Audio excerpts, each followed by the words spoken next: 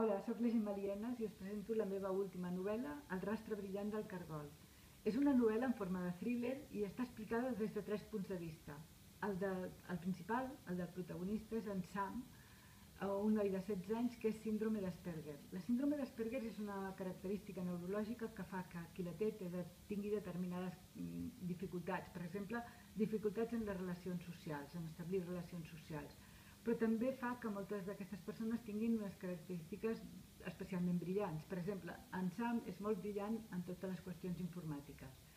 El segon punt de vista és el de la Martina, que és una noia de 14 anys, molt extrovertida i molt vital, que és una mica el revers de la medalla d'en Sam. I és una noia de la qual en Sam està enamorat. I l'últim punt de vista és el d'un pederasta que està perseguint a la Martina a través de les xarxes. La intriga es dona en 2 nivells. En el nivell de la vida real, on ens preguntem si en Sam podrà establir una relació amb la Martina, i un altre en la vida digital, on ens trobem amb la situació de si en Sam aconseguirà aturar el pederasta abans no li faci res a la Martina. Espero que us agradi molt i que no pugueu deixar-la fins que acabeu de llegir.